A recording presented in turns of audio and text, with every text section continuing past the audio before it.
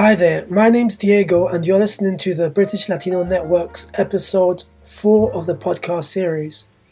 In this episode, we're speaking to Claudia Adler. She is the founder of Raíces UK and she is also a British Latina of Colombian heritage, grown up in London, who is now living in Sweden.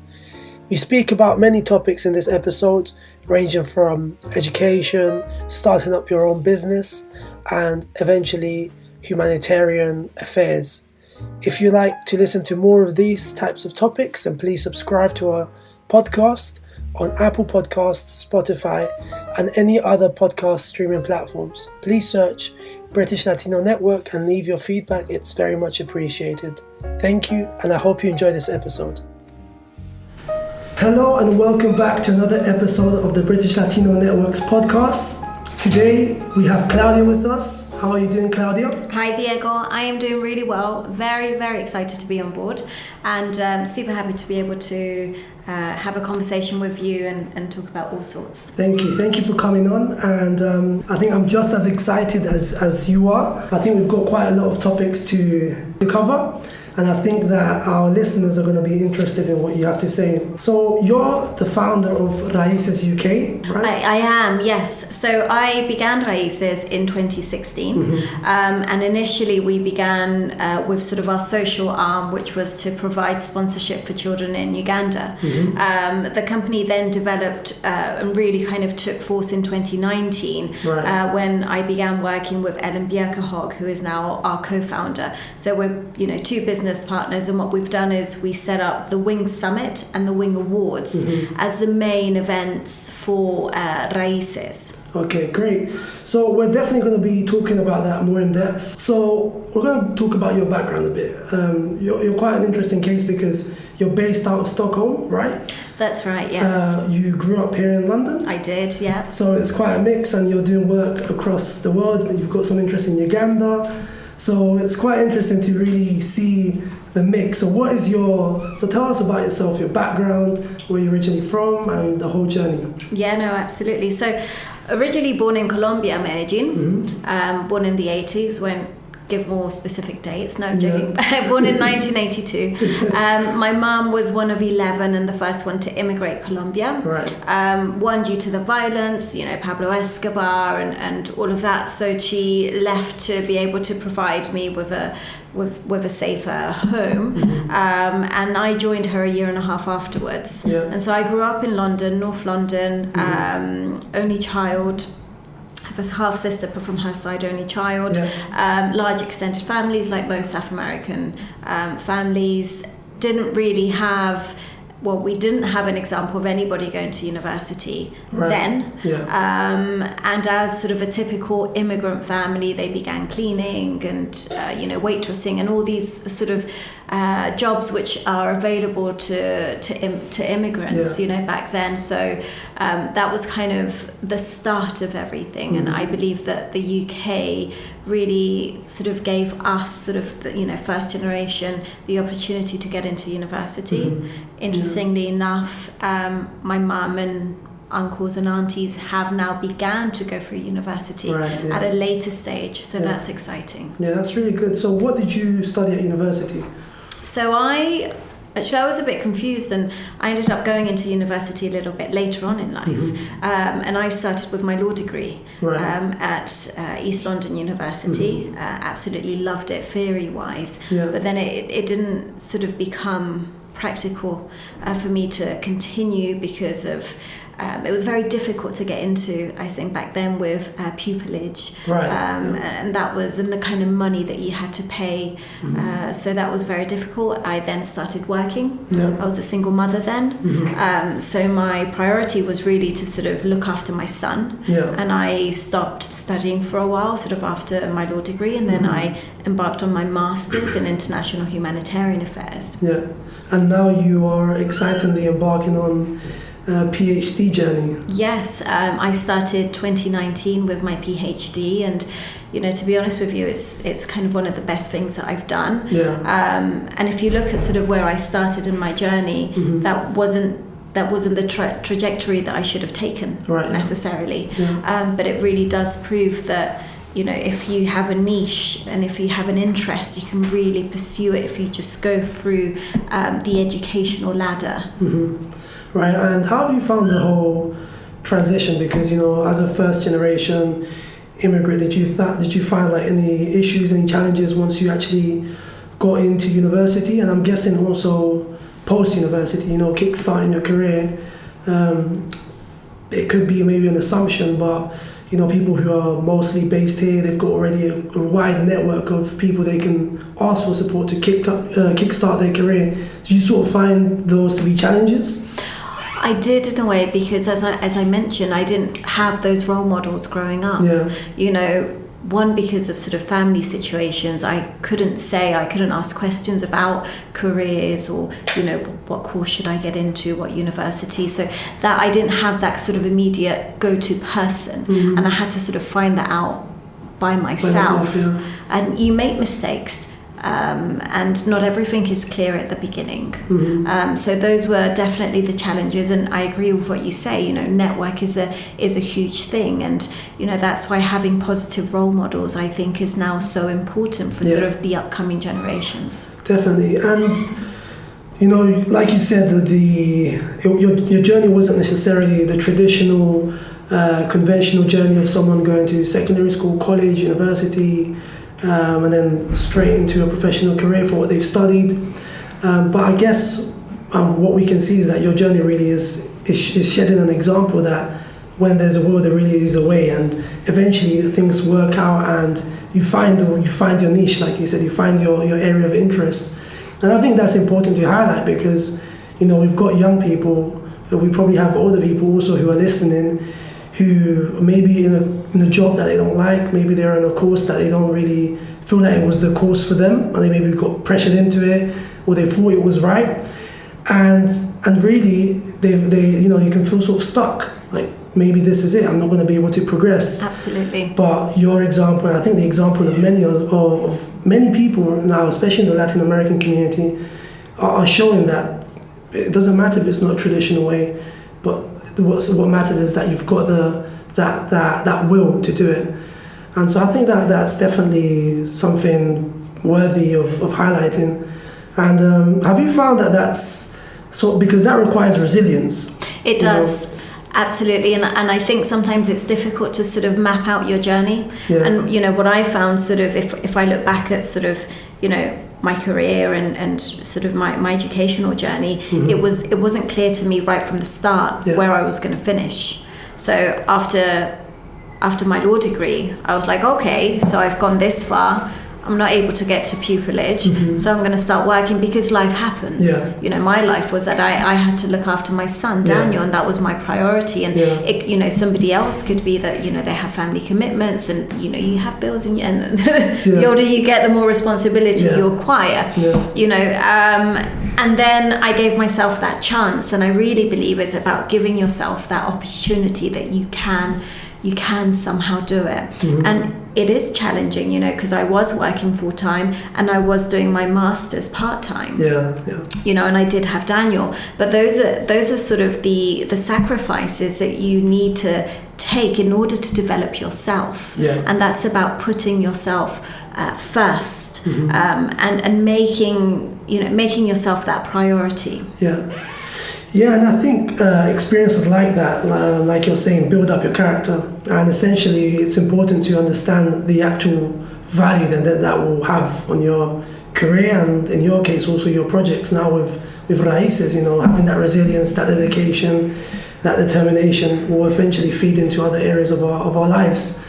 And so sometimes putting ourselves and going through a difficult circumstance isn't as much as the present, but actually the fruit we're going to yield from it down the line. Absolutely. So yeah, definitely. So just before we move on, what have you found that you learned from the journey at university, and now you're also in your PhD?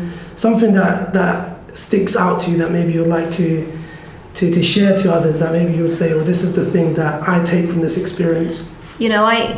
education is one route to sort of developing yourself, and it's the one route that I chose and works for me. The lesson that I would say is that there's nothing better than investing in yourself. And when you invest in your knowledge, and it doesn't necessarily have to be university, it could be, but if when you invest in your knowledge, that's something that nobody can take away from you. When you go in and you have a job, you can get demoted, you could be made redundant, you could lose your house, but sort of the knowledge and the investment that you have within yourself, nobody can take that away, and that's something which I really value and I treasure. And sort of the further up I've come now in my education, within my research, it's something that's so sort of it's sort of my property. It's my knowledge-based property, and it's fantastic to see, and I am proud of myself, because I can see from where we started to where we're at, and I haven't come from a place of privilege, so I'm able to say to other people who have excuses, there doesn't have to be excuses. And I think that's definitely a universal lesson doesn't really matter what age, excuses shouldn't be allowed. No, they shouldn't. In the way we approach life in every area. Cool. So we're going to move on to your project, so Raíces, your company. You founded Raíces UK. So talk to us about Raíces. What does Raíces do? How did it start about? So Raíces means roots in Spanish, and for us it was really to be able to sort of bury down and find and seek talent. So really kind of be able to recognize change makers within different ethnic groups. And our first event was in September 2019 in Stockholm, and we had a summit and we had an awards. Some of the unique features of it was that the summit allowed 100 students to attend for free, in a bid to be able to inspire them, to motivate them, to give them that opportunity to listen to the CEO of Sodexo, for example, influencers, and have those sort of discussions and awaken that curiosity. Okay, and what was the motivation for you to start Raíces? The motivation it really came from sort of my previous work experience. So I'd work in business development, getting sponsorship for other event companies. And the last project that I worked on was a gender diversity program. And I really felt that there was space in the market to be able to work with partners. By that I mean, be banks or, organizations, and team up with different partners that really want to be able to make a difference. And we're seeing now, the trends which are going on is all on sustainability. How can companies be more sustainable? How can companies make an impact? So it's not so much on greed and making money and all of that. It's about there's something greater. Exactly. And there's so much talent out there from so many different ethnic backgrounds, different walks of life, people that just don't have that platform where they can be recognized, and that's what we wanted to do. Was there an element of personal experience that sort of fed into the idea behind, and also the mission behind Raíces? I think sort of unconsciously we bring in sort of our own life experiences, and there's so much Latin talent out there as well, which isn't being recognized. There's so much potential, all corners, all different continents, and what we wanted to do was do something different, because what you see in a lot of events and awards is you have the same elite. The same groups. Got the same groups of people being recognized and handing awards to each other. Why don't we reverse it? Why don't we do something different? Okay, great. And so what have you, in terms of the actual projects you're currently working on with Raíces, would you like to expand more on the projects that you're working with? Yeah, no, absolutely. We're really excited because this will be entering our second year. 2020 will be bringing the Wings Summit and Awards to London. And we're really, because we believe, London is huge and it's so diverse, and that's one of the beauties of it. So we think it will be a great place to host the summit and the awards. So we'll be opening our nominations in February. It's free to enter. So anybody who you think is exceptional, is doing amazing work within, say, community, they're role models, they're fantastic entrepreneurs, they're working within sports, nominate those people or nominate yourself. Right, okay. And how can people get involved? So, for example, let's say someone's heard the work Raíces is doing, and they share your vision, they share your values, and they want to get involved with the work that you're doing. How can they get in touch? What can they do? Website, Instagram. So our website is www.raices.org.uk, and you can find us on Instagram, which is @RaicesOfficial. We're also on LinkedIn, and social media nowadays. I think that's one of the best ways to be able to get in touch. We're looking for people that want to manage our social Instagram account, that want to be able to post, that want to get into writing, that want to write blogs. In promoting change makers, in promoting diversity and inclusion, and we know that companies work best when they have a diverse team. Yeah, definitely. Any lessons that you've taken from actually starting up a company? Because I can imagine there's a lot. God, don't take too long. Don't take too long doing it. If I look back and I see the amount of years and energy that I spent working for somebody else in a project which wasn't necessarily that groundbreaking. Yes, thank you for the experience, and I've learned some amazing things, but my talent should be invested elsewhere. So my advice to you is to do it. And I think that's something that many people sort of experience, because there's that mentality where there's like that barrier, like how do I make the jump from the 9 to 5 from my professional job from now, because most people will have their own vision of what they want. Most people, there'll be a group of people who don't want to be stuck in an office for the rest of their life, and if they do, they want it to be aligned to their actual interests. What do you think was the main barrier stopping you from actually doing that? I think the system that we operate in is a bit of a rat race, because let's face it, your average 9 to 5 isn't making that much money to say that they can stop working for 4 or 5 months and be able to pay bills, so right? You earn just enough. You earn just enough to continue and to need to go back and and do more, and that's the truth. So if you actually look at it that way, it's not that you're losing that much. You do have to find a different form of income. Plan that out.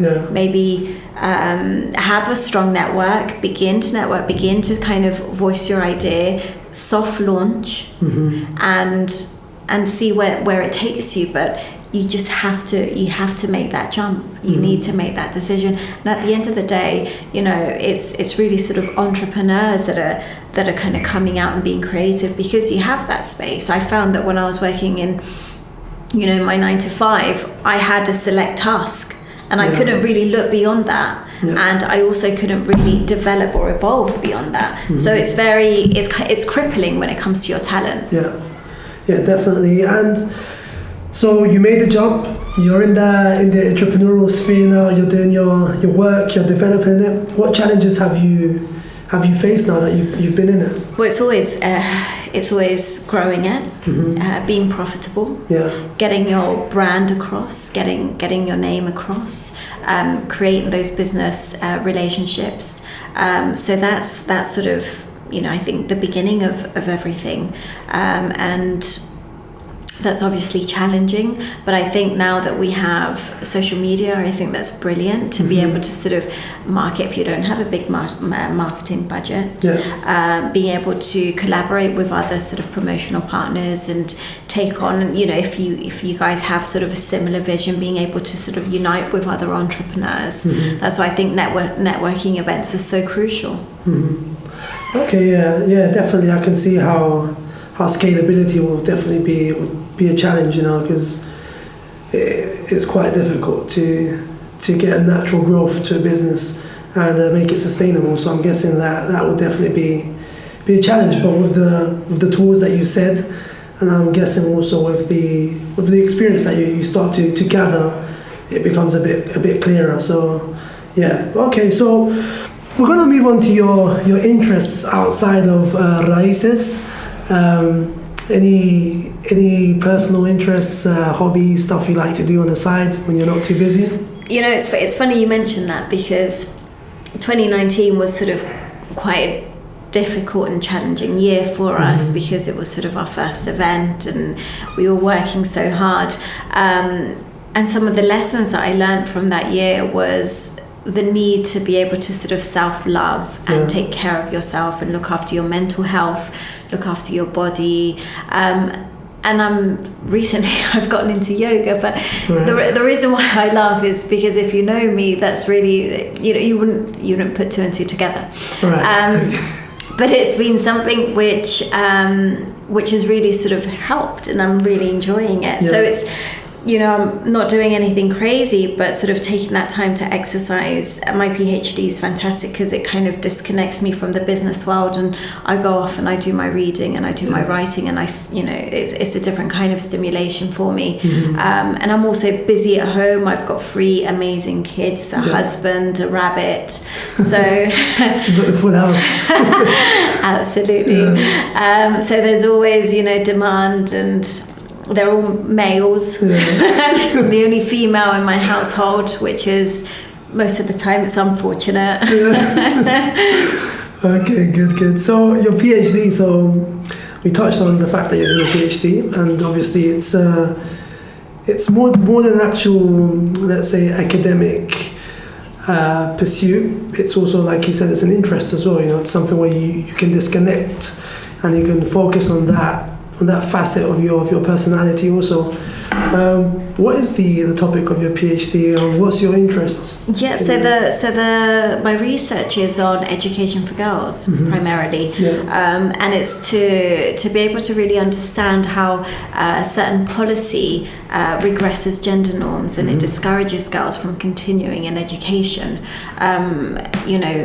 If we're looking at sort of the workforce, we know that gender parity within work we're not there yet. Same with sort of the pay, and the sort of cluster, or the main number of girls out of school sits in a particular region, which is Sub-Saharan Africa, and Afghanistan as well, which is pretty high. So it's been able to understand, what are those trends which are preventing girls from being able to have equal opportunity. Yeah, and I guess because obviously you're still going to be actually developing the research, gathering the data, but based out of your sort of reading that you've done so far, what do you think are like the main barriers for entry for girls into education and then the workforce? So if we're looking at sort of Sub-Saharan Africa, if we're looking at sort of if we're looking at sort of that demographic, we see that period poverty is a big barrier. Poverty in general is a barrier. So if a family only has enough money to send their certain amount of children to school, they'll choose their boys over the girls, because the sexuality of women is still very owned. So it's owned by society, it's owned by the family, it's owned by the state. So if you're a woman, you're expected in some cultures to be a mother. And so education, is kind of wasted on you. So it's being able to kind of reverse those ideals that women are just mothers, or that women are just there to be wives. When you look at a man, you don't necessarily just see him as a potential father. He's kind of like free to do and to be what he wants. There aren't any determining factors, but for women we have, we're very much sort of boxed into our gender norms, and sort of that takes precedence over me, Claudia, as a person. And so the motivation for the research topic, where did that sort of originate? I think the motivation is equality. I'm passionate about it. I believe that women have so much to give to society. In Europe, we still have a lack of women within tech tech and engineering and, you know, all sorts of whatever more male-dominated industries. So there are still those barriers in Europe for women to sort of pursue those careers, and in other countries like South America, you know, in other places like South America or like Africa and Asia, there are even greater barriers where women are still stereotyped. Yeah, and how do you think? I guess this is just us sort of looking forward. How do you think that this can? What are sort of the ways for this to go forward? You know, how can we address this issue? Because of course you're going to be generating the research, you're going to be getting information on what the issue is. Well, how do you think that we can appeal to the policymakers? Because ultimately, you're saying there's policies that are in some way, maybe out from the outset, maybe they're not necessarily wanting to be malicious and trying to cause disparity. Well, in some cases that could well be the case, but let's assume that that's not the case, and maybe it's just that there's been like an overseeing of certain aspects. For example, like the period poverty issue. Some policies, maybe they will just say, well, we're going to make a policy which promotes free education, access to free education, right? But then they forget that there's so many other aspects, or to the actual student getting from their house to the actual to the facility. How can we appeal to the policymaker to understand? The thing is, we need more diversity within politics and government and legislators. Yeah. If you still have predominantly men legislating, men are going to advocate for their needs because they haven't experienced periods, or they don't necessarily understand those barriers, and maybe they're privileged and they don't understand you know, the life of a girl in a village who doesn't have sanitary pads. You know, if we're giving free condoms, why are we not giving free sanitary pads? You know, so it's those policies which can be kinder to the various circumstances which females face. So it's about having more female representation. It's about having more women within politics, and the only way that you can get that is to be able to have women rank up within education attainment. Of course, yeah, definitely, that makes sense. And I think also, especially from the education aspect of what you've said as well, you know, it's necessary, and I think this highlights the fact that there is a need for people to progress on the ladder, the educational ladder, to then give back, you know, because for example, if you weren't doing your PhD and if you didn't have Raíces UK, your outreach would probably be much more difficult to actually have an impact on creating the policies. So I think there's also a lesson to learn from this, in that, you know, although we can start something out based on our own personal interest, there's also a social impact that it can have. So down the line, you know, you probably finish your PhD in about 3-4 years. In 3 years, in 2022. Yeah, 2022. What do you know? Obviously, we've talked about what you like, what's motivated you to do this, and what the issues are. But what do you hope to achieve with your research? I really want the research to be fundamental in changing policy which is harming girls in education. So being able to use that as a tool for policymakers to kind of look into that, and, you know, look at countries which have closed the gap. And we have 35 countries in the world who have closed the gap. So do you think it's a case of advocating for the policies to be put forward from the country itself? So for example, let's say we're talking about a country in sub-Saharan Africa, right? Is it a case of getting the pushing for this within the country, or for example advocating for it on an international level? I mean, I believe that policy has to grow organically. Right. So the needs that, say, Uganda will face are different to the needs that Colombia will face. You know, each country has to grow their policy organically, and it has to work. So social structures have to change. The way that girls are viewed has to change, but it has to be within that community, within that culture. So you can't legislate what works for Europe isn't going to work for Africa, it's not going to work for Colombia. We're different, even though we want sort of same objectives, it's not necessarily the same road. So that's why it's quite dangerous to presume that we know, and that one size fits all. the objective is for female empowerment in whatever shape or form that looks like. Mm-hmm. And how does the PhD, I mean, how does the actual topic that you're researching, how does it relate to the work that Raíces UK is doing, and how do you actually intend to use that now to sort of leverage what you're trying to do with Raíces? You know, when we're out there sort of receiving nominations from people and we're putting forward and celebrating, you know, most inspiring female role model, best community impact, entrepreneur, that's on an international scale. Mm-hmm. So how it advocates is that it provides those real role models from people who aren't necessarily fitting, you know, the elite cluster. And I believe that's how it sort of fits in. You know, if we're a platform which is positive and making a positive impact, you know, you're able to inspire that girl in Colombia or the, you know, girl in the village or wherever it is to say, oh, actually, that person looks like me, or that person comes from where I come from. You know, why can't I do it? Yeah, definitely. And do you see or foresee any industries where women are needed, particularly? I think women are really needed in politics. That's one of the biggest gender gaps at the moment. Right. If sort of you're looking at the data, so there's a lack of representation in women in politics. Also, which is interesting, even though there are countries which have closed their education gap, there are still barriers for women to be able to be in careers which are sort of the future. So there's a lack of women in technology, there's a lack of women in engineering, and we want to be able to see sort of more female represented in those industries which are the ones which will be driving forward the world and you know, the world agenda, really.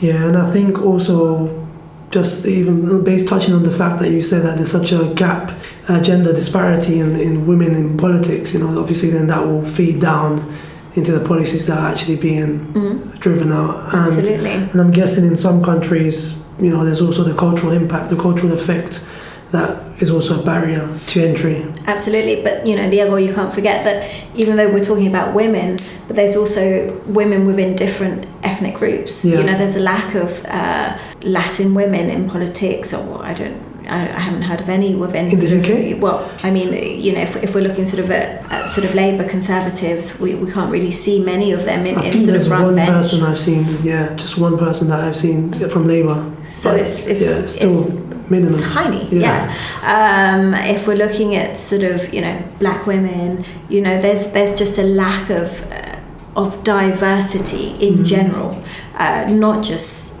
gender diversity, but there's a lack of ethnic diversity as well. Yeah, definitely. Yeah, so I think that I think from what we've talked and what we've just discussed now, I think it's pretty clear to the listeners to see how it all ties in. You know, the personal experience, the education, the work you're doing with Raíces, and also the PhD. So it's funny because at the outset when you started, it probably wouldn't have seemed, you know, it didn't seem that clear. But now you can see how it all pieces together and how it makes sense. So with that said, and with the fact that there's experience taken from this, lessons taken from this, what advice would you give to our listeners? So particularly, let's say a young Latin American male, female who's listening to, maybe let's say they're in college or just about to go into university. What advice would you give them? Turn up. Do your work. Yeah. First of all. Turn up. Do your, you know, if you follow the structure, it actually you can do it. Yeah. I find that when I look at my projects, they seem so huge and overwhelming. But if I take them like bite-sized bits, and if I just take day by day, module by module, course by course, and I break it down, it really does add up, and you end up being successful. You end up graduating. You end up finishing. Yeah, definitely. Yeah, no, I can definitely second that, because, for example, you're starting a new job and it can just seem overwhelming, but the experience really here is that, you know, taking it day by day, working at it gradually, eventually you'll succeed. Yeah, I really believe in that. I really believe in just taking it day by day. Mm-hmm. What would you say to the Claudia of 10 years ago? Hold in there. Yeah. You're gonna do it. Yeah. It works out in the end. It does. If you're persistent, and if you don't give up, you will make it eventually, and you will become a lot stronger. So it's not just making it, but the person that I was 10 years ago is not the person that that's here sitting down by far. So the lessons that you learn really do build your character. Yeah, definitely. I can even see that in my life. I'm 25, looking back 10 years, there's definitely been some growth there, which is obviously what we do like. So yeah. Finally, just before we finish, I think that it would be good to take the opportunity to also, for you to express why you think it's important for our listeners to engage in humanitarian work, because the work you're doing is very much related to that. Just so we finish, because I think that it can often be overlooked. Sometimes society is very much promoting myself first, and humanitarian work is all about giving back. So why do you think that it's important for our listener to take note of this? Well, Diego, because I believe that when you give, you grow. Mm-hmm. There's no other way to have real sort of growth without giving and making an impact.